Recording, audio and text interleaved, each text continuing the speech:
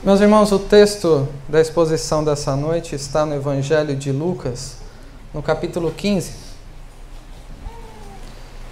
Evangelho de Lucas, capítulo 15. E eu farei a leitura de todo o capítulo. É um texto um pouco mais longo, daqueles que temos trabalhado recentemente. Então, é importante todos nós estarmos atentos a cada parte deste texto que deve ser visto como um todo.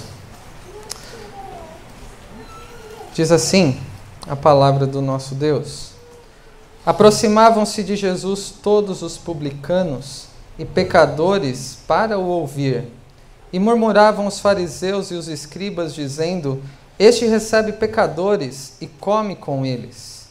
Então lhes propôs Jesus esta parábola: Qual dentre vós é o homem que, possuindo 100 ovelhas e perdendo uma delas, não deixa no deserto as 99 e vai buscar da que se perdeu até encontrá-la? Achando-a, põe-na sobre os ombros, cheio de júbilo, e indo para casa reúne os amigos e vizinhos, dizendo-lhes: Alegrai-vos comigo, porque já achei a minha ovelha perdida. Digo-vos que assim haverá maior júbilo no céu por um pecador que se arrepende do que por 99 justos que não necessitam de arrependimento. Ou qual é a mulher que, tendo 10 dracmas, se perder uma, não acende a candeia, varre a casa e a procura diligentemente até encontrá-la? E tendo-a achado, reúne as amigas e vizinhas, dizendo: Alegrai-vos comigo, porque achei a dracma que eu tinha perdido. Eu vos afirmo que de igual modo há júbilo diante dos anjos de Deus por um pecador que se arrepende. Continuou: Certo homem tinha 2 filhos. O mais moço deles disse ao pai: Pai, dá-me a parte dos bens que me cabe. E ele lhes repartiu os haveres. Passados não muitos dias, o filho mais moço, ajuntando tudo o que era seu, partiu para uma terra distante e lá dissipou todos os seus bens, vivendo dissolutamente. Depois de ter consumido tudo, sobreveio àquele país uma grande fome, e ele começou a passar necessidade. Então ele foi e se agregou a um dos cidadãos daquela terra, e este o mandou para os seus campos a guardar porcos. Ali desejava ele fartar-se das alfarrobas que os porcos comiam, mas ninguém lhe dava nada. Então, caindo em si, disse: Quantos trabalhadores de meu pai não têm pão com fartura, e eu aqui morro de fome? Levantar-me-ei e irei ter com meu pai, e lhe direi: Pai, pequei contra o céu e diante de ti, já não sou digno de ser chamado teu filho, trata-me como um dos seus trabalhadores. E levantando-se, foi para seu pai. Vinha ele ainda longe, quando seu pai o avistou, e compadecido dele, correndo, abraçou e beijou. E o filho lhe disse: Pai, pequei contra o céu e diante de ti, já não sou digno de ser chamado teu filho.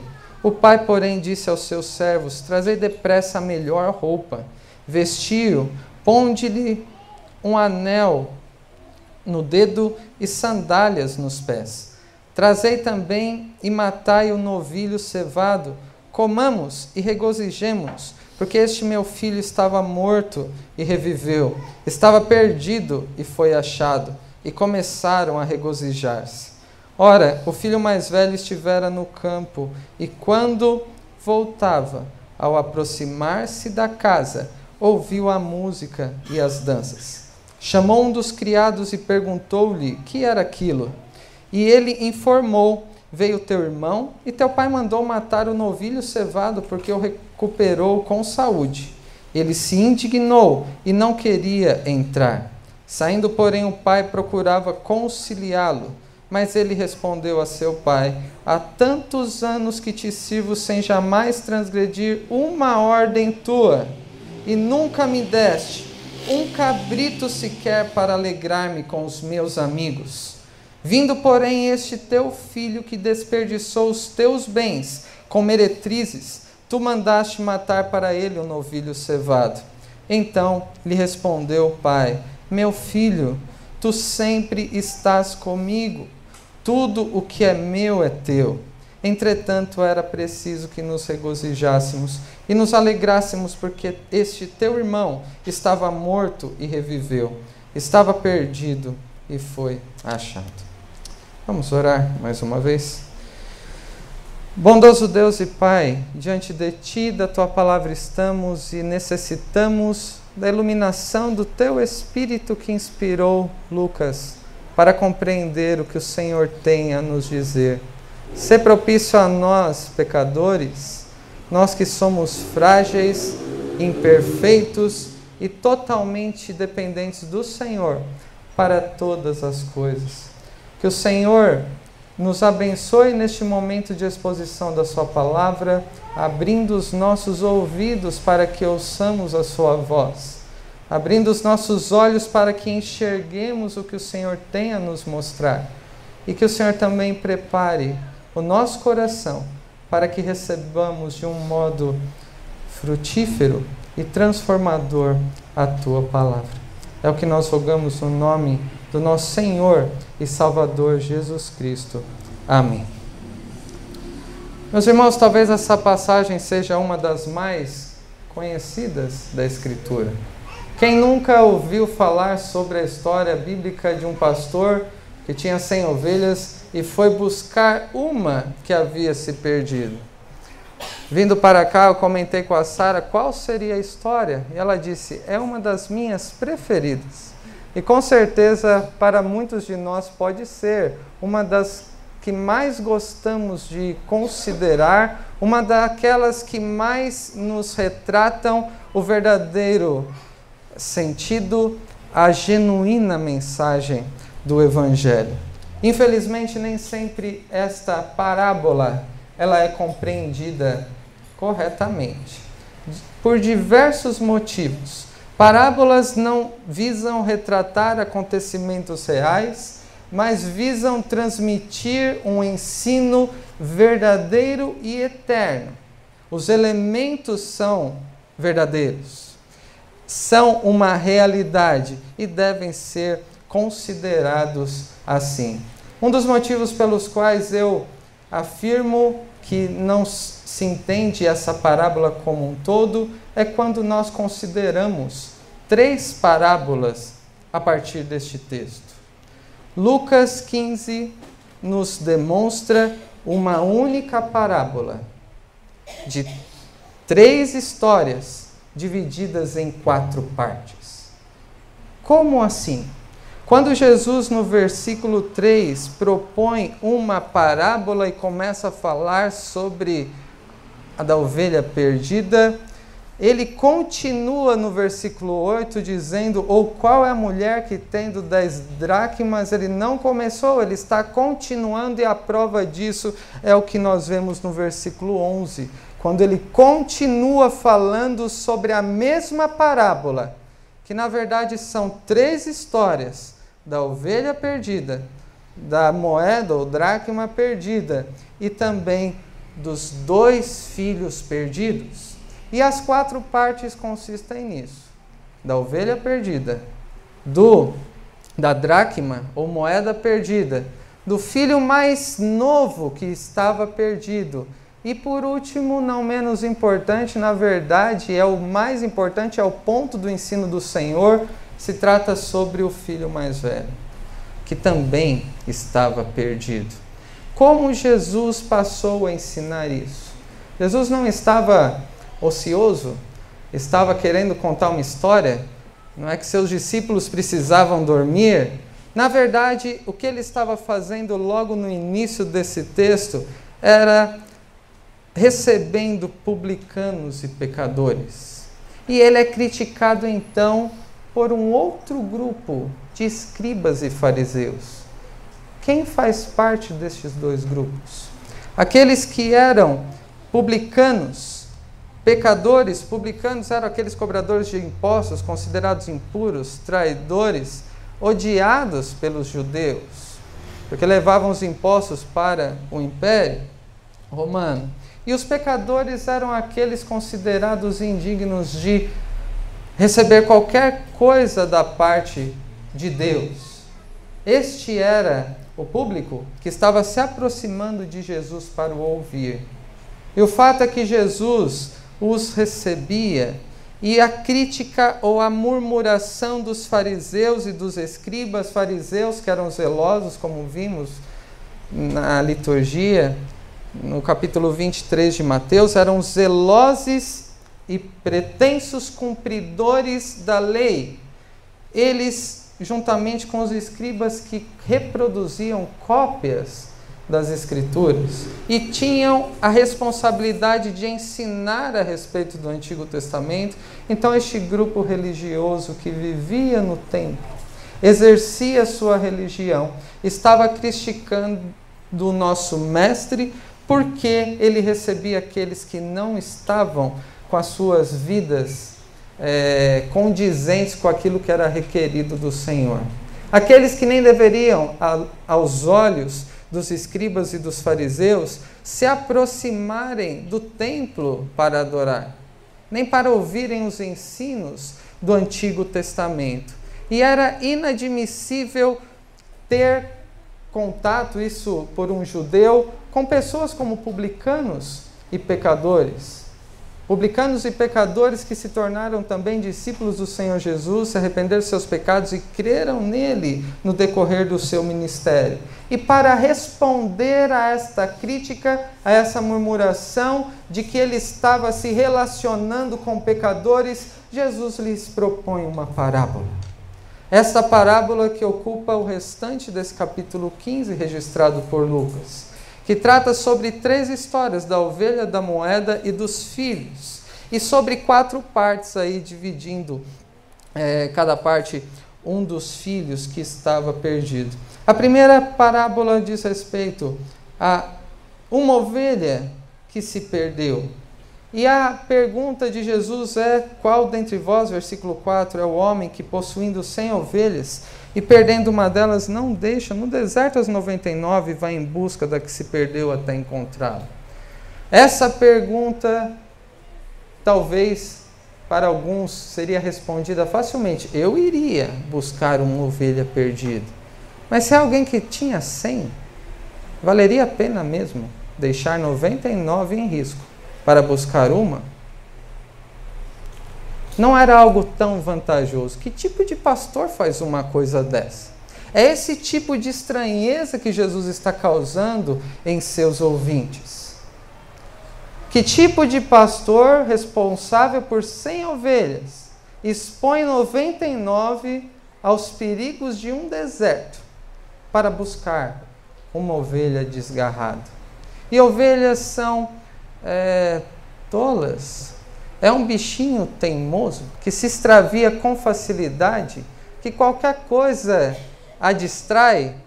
É um animal disperso e que se afasta daquele que provê a sua proteção e que a conduz a um local onde ela obtém alimento.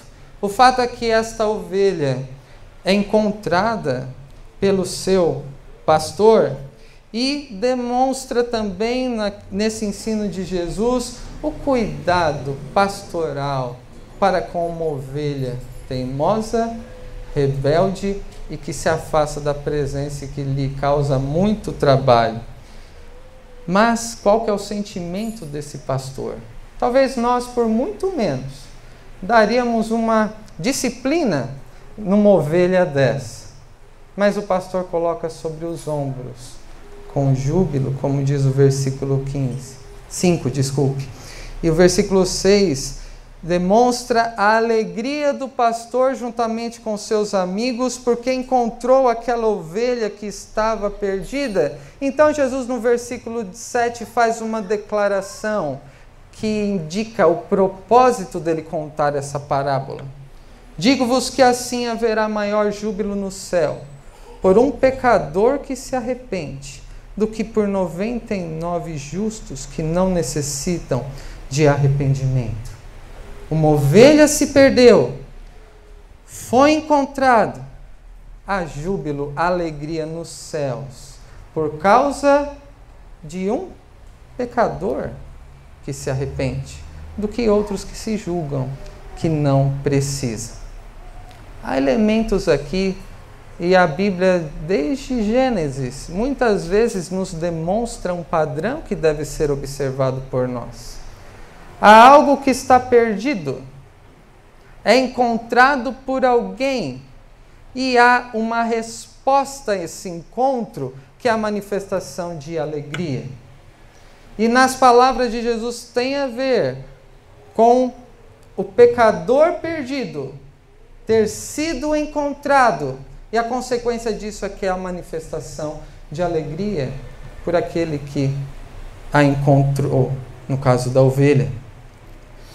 Em seguida, Jesus ele usa a ilustração de uma mulher que tinha 10 dracmas e uma se perdeu. Se perdeu no interior da casa, obscuro, e não estamos imaginando nada além do que o texto diz. Ela precisou acender uma candeia, precisou tirar a sujeira, limpou a casa e procurou diligentemente, dedicou um esforço para encontrar uma moeda. E ainda que alguns digam que uma dracma era um valor significativo, que poderia fazer falta a essa mulher, que era parte significativa do seu sustento, 9 moedas ela ainda tinha para a sua subsistência. Mas ela se dedica em procurar, e aqui a palavra diligentemente deve ser muito notada, é um esforço de se agachar, de estar perto ao pó, de procurar até encontrar uma moeda, porque era preciosa para ela. E quando encontrou, nós vemos algo idêntico à reação do pastor. Quando algo está perdido e é encontrado, nós ficamos muito alegres. Normalmente, quando algo que nós desejamos encontrar. Recentemente, talvez alguns irmãos tenham percebido, eu fiquei offline no meu celular. Perdeu a rede e nada fazia voltar. E tinham até desenganado o meu celular, você vai ter que comprar outro. Eu falei, só falta essa agora. Já perdi um carro na enchente, agora perdi o celular também. E do nada, quando o sinal foi encontrado, a Sara e o Isaac, que estavam comigo, são testemunhas de como o pai deles ficou feliz com o sinal que foi encontrado. Embora eu não fiz nada para encontrá-lo. Ele voltou por si só. O padrão que é visto aqui é de algo que é perdido, e quando é encontrado, se alegra por aquilo que foi encontrado. E a mulher também chamou aqueles amigos para se alegrarem, porque tinha encontrado a sua dracma perdida. E Jesus novamente faz uma declaração no versículo 10. Eu vos afirmo que de igual modo há júbilo diante dos anjos de Deus por um pecador que se arrepende. Aquilo que está perdido, Jesus está relacionando com pecadores que precisam de arrependimento, que precisam ser encontrados, e a consequência de um perdido que é encontrado, ou de um pecador que se arrepende, de alguém que está em perdição, que encontra salvação, é que há alegria nos céus. Enquanto isso, os fariseus e os publicanos estavam murmurando, porque Jesus estava comendo com pecadores, estava se relacionando com eles. Então Jesus está respondendo àquela murmuração que eles haviam feito. Então Jesus continua nessa parte da parábola, nessa outra ilustração ou história, que é sobre um filho perdido, primeiramente sobre o mais novo. E ele nos apresenta um homem que tinha 2 filhos. E no versículo 12 nós vemos o que é aquilo que o filho pede. E quem é pai ou mãe sabe como os filhos nos pedem coisa com frequência. E uma das vezes aquele filho chegou para o pai, se coloque no lugar deste pai. Pai, versículo 12, dá-me a parte dos bens que me cabe. E ele lhes repartiu os haveres. Aquele filho tinha direito a uma herança. Ele quis receber a sua herança para poder usufruir dela o quanto antes fosse possível. Se você estivesse no lugar desse pai, como você se sentiria? Certamente ofendido. Quando que um filho recebe a herança? Seja em valores ou seja em dívidas. Aquela herança que o pai deixa para seus filhos é direito dos filhos quando o pai morre. O que esse filho está dizendo ao seu pai? Pai, para mim você morreu. É como se você estivesse morto. Me dê a minha herança que eu tenho direito, porque mais importante é ter a herança que eu tenho direito na sua morte do que a sua própria presença. A prova é de que ele recebeu a herança e se afastou da presença do pai para não usufruir, mas desperdiçar numa vida dissoluta, como diz o versículo 13. Até que o dinheiro acaba. E isso acontece, não sei qual é a experiência dos irmãos. Uma hora o dinheiro acaba, normalmente na primeira semana do mês, já acabou o salário. E a herança daquele rapaz acabou. Versículo 14. Depois de ter consumido tudo, sobreveio àquele país uma grande fome, e ele começou a passar necessidade. Então ele foi, se agregou, e não ouça isso que será lido agora como um brasileiro do século 21. Procure ouvir como um judeu do primeiro século. Fariseus e escribas que estavam murmurando contra o Senhor. E o que Jesus diz sobre esse jovem? Que ele se agregou a um dos cidadãos daquela terra e este o mandou para seus campos a guardar porcos. Para nós já nos seria repugnante. Para um judeu do primeiro século, era melhor morrer.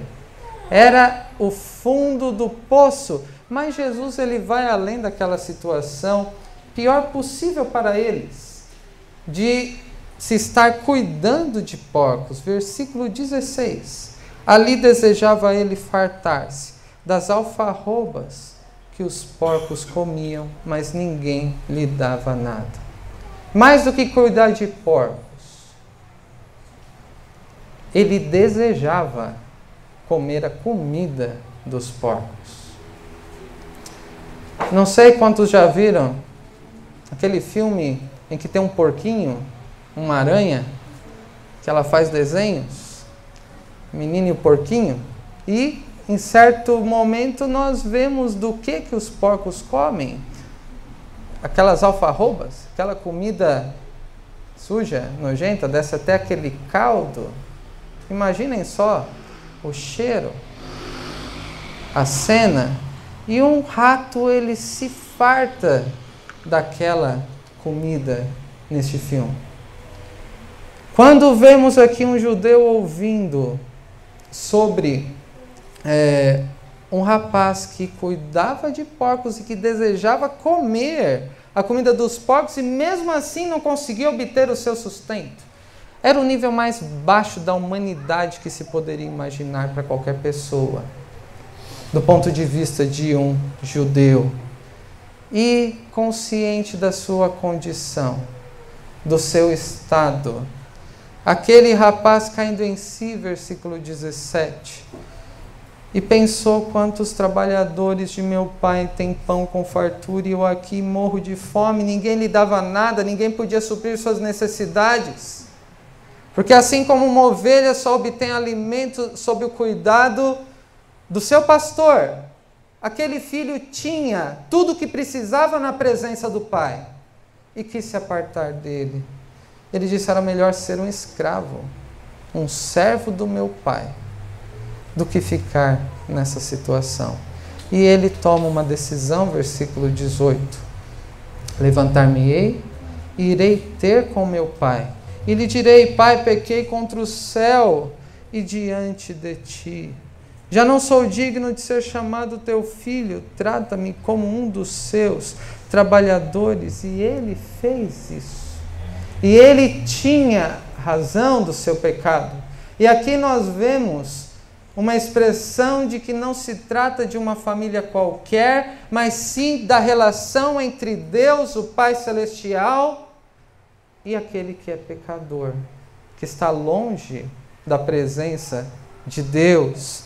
E então ele toma essa resolução, arrependido do que tinha feito. E ele foi em direção ao seu pai, talvez nas alfarrobas, lá no caldo, ele se olhou, ele treinou, ensaiou o seu discurso e foi ao encontro do seu pai. E quando o pai o viu de longe, nós vemos isso no versículo 20. Que ele ainda estava longe, ainda cheirando mal. Talvez o pai tenha sentido o cheiro de longe. O pai o avistou de longe e, compadecido dele, da situação em que ele estava, correu, o abraçou e o beijou, com ele naquele estado de podridão, de perdição. E o filho disse, começa o seu discurso: Pai, pequei contra o céu diante de ti, já não sou digno de ser chamado teu filho. Mas o pai não permitiu que ele terminasse. Após de reconhecer que ele não era digno de ser filho, o que o pai faz? Ele trata misericordiosamente, bondosamente, graciosamente aquele rapaz rebelde, ingrato e que desperdiçou mais do que bens materiais, o termo do pai repartindo os haveres. Esses haveres no grego vida. O pai que tinha lhe concedido vida, ele se afastou da presença dele e colocou a roupa que era condizente com o seu filho. O vestiu, colocou um anel no dedo, que é onde tinha a marca daquela família, na cultura, no costume da época. E sandálias nos seus pés, e também preparou um novilho cevado. E qual foi a reação àquele filho mais novo que estava perdido? E que foi então encontrado? Houve grande alegria. Uma alegria que foi conhecida na região, na comunidade, como diz o versículo 24, porque este meu filho estava morto e reviveu, estava perdido e foi achado, e começaram a regozijar-se.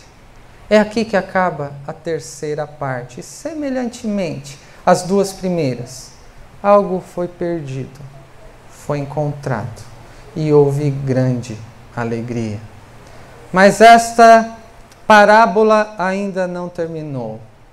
Então vemos o filho mais velho chegando do campo e ficando indignado após saber que música era aquela que estava ouvindo. Perguntou aos prestadores de serviço, esse que é o sentido talvez mais próximo do nosso contexto, dos criados, aqueles que não eram filhos, e perguntou e disse que era por causa do irmão mais novo que tinha voltado e o pai estava fazendo festa. E qual foi a reação do filho mais velho ao saber que o pai estava festejando o retorno daquele perdido filho mais novo? 28. Ele se indignou e não queria entrar. E o que o pai fez? Saindo, o pai procurava conciliá-lo. O pai pacientemente, bondosamente, graciosamente também vai ao encontro. deste filho mais velho, assim como o primeiro, ingrato. Assim como o primeiro que desonrava o pai. Assim como o primeiro que não encontrava alegria na presença do pai, mas apenas tinha expectativa de receber alguma coisa do seu pai. E por que podemos compreender isso? Nós vemos no versículo 29, qual era a expectativa deste filho mais velho? Há tantos anos que te sirvo sem jamais transgredir uma ordem tua, e nunca me deste um cabrito sequer para alegrar-me com os meus amigos. Vindo, porém, este teu filho que desperdiçou os teus bens com meretrizes, tu mandaste matar para ele um novilho cevado. Qual o motivo da indignação deste filho mais velho? O que eu recebo em troca de me esforçar para fazer aquilo que o Senhor requer de mim? Ele, do mesmo modo que o primeiro filho disse, me dá minha herança, como se o Senhor não estivesse morto para mim, e se afastou da presença do pai. O que o filho mais velho queria? Um cabrito, para fazer uma festa com os seus amigos. Excluiu também o pai da presença. O mais importante para ele não era a presença do pai. Mas aqui, nesta parábola que Jesus está respondendo e nos ensinando assim, mais importante é o fato do filho estar sempre com ele, como diz o versículo 31. Meu filho, tu sempre estás comigo, tudo que é meu é teu. Entretanto, era preciso que nos regozijássemos e nos alegrássemos, porque este teu irmão estava morto e reviveu, estava perdido e foi achado. Eu quero concluir com algumas aplicações para nós. Em primeiro lugar, esta parábola, e quando digo parábola, é o capítulo 15 como um todo. É um retrato da nossa condição humana em relação a Deus. É um retrato do nosso estado, da nossa condição como pecadores e como perdidos por natureza. Somos como ovelhas que, no que depender de nós mesmos, só nos afastaremos, nos colocaremos em perigo e não podemos salvar a nós mesmos. Precisamos ser conduzidos, precisamos ser alimentados pelo Supremo Pastor, que é Cristo, que deu a sua vida pelas ovelhas. Assim como uma moeda que cai no interior de uma casa, escura e suja, um objeto inanimado que não pode fazer nada para salvar a si mesmo. Eu e você estamos mortos naturalmente em nossos pecados. E se não for alguém para nos buscar, assim como uma moeda sendo buscada por aquele ou aquela que é o proprietário, continuaremos perdidos. Somos como, e é mais difícil admitir. Dizer que somos como ovelhas e moedas perdidas é mais fácil. Somos como o filho mais novo, que seguiu o que estava no seu coração. E a dureza do nosso coração e a pecaminosidade que há dentro de nós, por nós mesmos nos fará nos afastar da presença do Deus Criador, o Deus que nos salvou. No que depender de nós mesmos, nós valorizaremos outras coisas pelo mundo afora, e não a presença do nosso Pai, como o momento mais precioso que deve ser para nós, que é nos reunirmos aqui para prestar culto, e uma forma de aprendermos como viver na presença do nosso Deus todos os dias da nossa vida. E somos também como o irmão mais velho, que com a nossa pretensa religiosidade muitas vezes temos a expectativa de receber das mãos de Deus aquilo que é nosso por direito, e podemos também ficar ressentidos com aqueles que são abençoados por Deus, de alguma maneira, acima de tudo, pela salvação. E nós temos a expectativa, entendemos inconscientemente que temos o direito de receber alguma coisa, porque desde o início da minha vida eu sirvo ao Senhor e Ele não tem me tratado como eu espero. Eu quero receber determinada bênção de Deus, quero que um determinado problema saia da minha vida, quero receber algum tipo de agrado, porque eu mereço. Esse é o quadro, é o retrato da condição humana, no estado de pecado que todos nós temos por natureza. E que se não for a graça do Pai Celestial, que é a outra coisa que nós aprendemos com essa parábola, que é sobre o caráter do Pai Celestial. É aquele que não poupou esforços para buscar suas ovelhas desgarradas. É a expectativa de todo o Antigo Testamento encarnada em Cristo para ir atrás do perdido e nos salvar de nossos pecados. É aquele que veio a este mundo, que conhecendo nossa estrutura, sabe que somos pó e vê até o nosso nível como aquela mulher desceu para buscar a sua moeda perdida no meio da sujeira. Objetos inanimados e mortos, sem nada podendo fazer por si mesmos, e nos encontrou. Ele é o Pai gracioso que, quando caímos em nós e vemos a nossa condição diante de um Deus santo, vem ao nosso encontro. E aquele rapaz, ele não tomou a iniciativa, apenas a lembrança do seu pai o fez voltar para ele, entendendo que estar na presença do Pai é incomparavelmente melhor do que em qualquer lugar que se possa imaginar. Vemos então o retrato da condição humana, o caráter do Pai amoroso, e por último nós devemos perguntar: que tipo de resposta eu e você damos a isso? Uma resposta foi exposta de quase todas as partes, das 4 partes desta parábola. Ovelha encontrada, alegria. Moeda encontrada, alegria. Filho mais novo encontrado, alegria. Filho mais velho perdido. E há um silêncio eloquente do que será que aconteceu com esse irmão mais velho. Não temos resposta de que ele se arrependeu, porque ele também estava perdido, assim como a moeda, dentro de casa. E o primeiro filho, mais novo, primeiro da primeira história, mais novo, estava perdido também, fora de casa, assim como a ovelha perdida.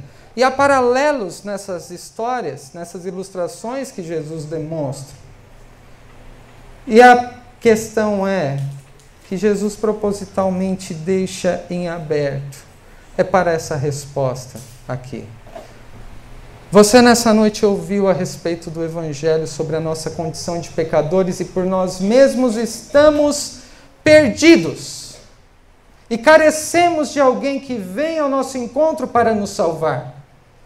Há aqueles que estão perdidos fora de casa, no mundo. Há aqueles que estão perdidos dentro de casa, desenvolvendo a sua religiosidade, mas continuam perdidos como o irmão mais velho. A todos nós é exigida uma resposta ao Evangelho, que seja de alegria por arrependimento.